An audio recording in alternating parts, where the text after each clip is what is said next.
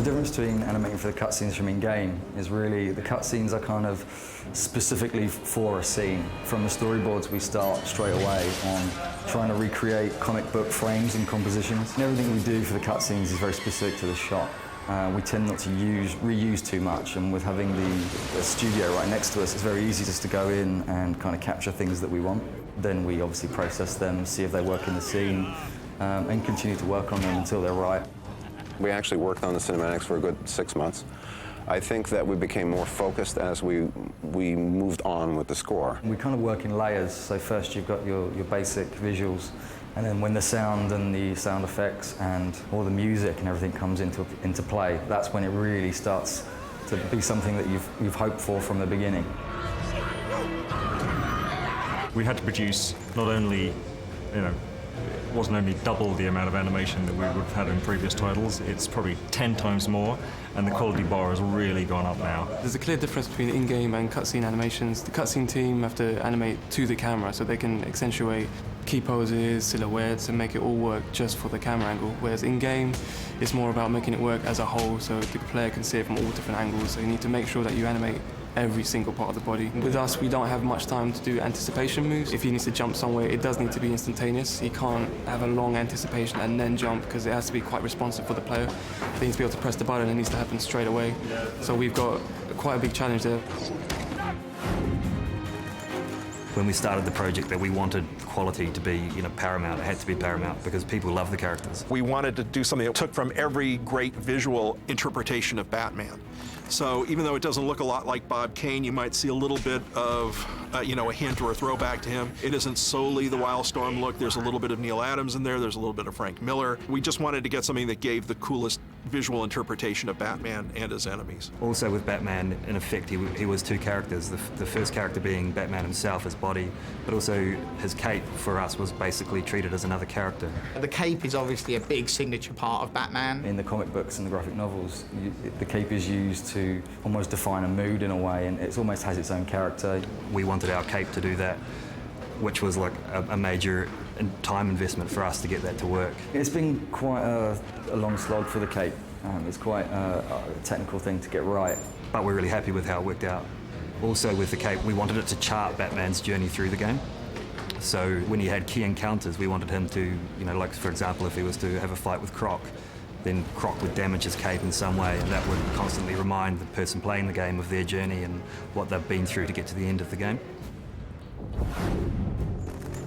If you're going to make DC characters, then you have to give them, weeks and weeks. So we'd probably spend anything up to 6 to 8 weeks on a big, serious character. You'll work from the 2D image, but you'll actually end up with something that is different and hopefully gives more back. Harlequin, who's kind of almost a young, athletic kind of character. We have to use the motion to get this across. Our Joker is a little different. He's more dancey and more prancing around. He'll hop around and make really exaggerated expressions and stuff.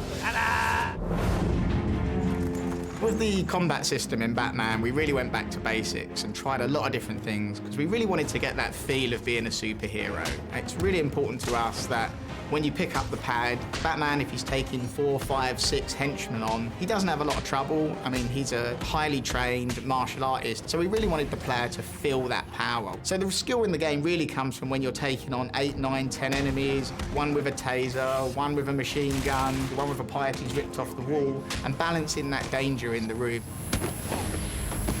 When we looked at how Batman would take down a number of armed enemies, we really the standard route to go would be to introduce a sort of stealth mechanic. But we thought that would make Batman feel really weak and scared of the enemies, and that's not what Batman is. He's a predator. He preys on these enemies, and he preys on the fear of these enemies. We looked at introducing what we called the invisible predator mechanic. Now, this mechanic allows Batman to move around in the rafters of a building without the enemies even knowing he's there, and he can study where they're moving and choose when and how to take them down. And that whole kind of preparedness of Batman is a really important part of his character as well. It's a mix of mocap animation and more kind of like traditional hand-animated animations. Motion capture gives you a realistic experience. With hand animation, you can get more of an emphasis on key poses, even in the sky. You still need to stylize the poses in the air, and that's where hand animation is always useful.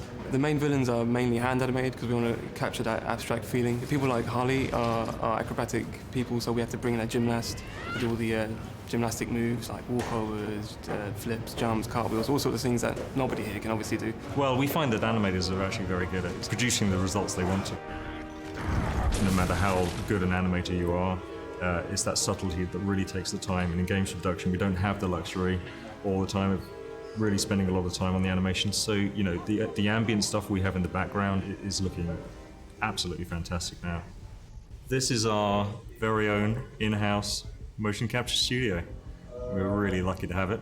What we do is, after we've planned our moves, we get a guy into the suit and we cover him in these little shiny dots here. And we do a lot of calibration to make sure that the software understands the size and shape of his body. And then we're pretty much, you know, after initial setup, ready to start capturing. I mean, I think the main kind of areas in which the AI really challenges you in this game is in the predator rooms, where you're having to kind of work out how to pick them off, how to take them out without being seen, how to create that level of fear in them. And, you know, as the game progresses, obviously the kind of challenge ramps up. This is the designer's main tool, this program, and this is how they put together levels, how they slot together the building blocks of a level, basically. See whether the level's set up properly to allow the character to move around. So that's more to do with the geometry of the level and how the physical kind of layout of the level, but this is to do with the events in a level, you know, what happens and in what order things happen within that level. So this is what the designer would use in order to say, you know, create this character now, make him run over there, make him say this, make him attack Batman.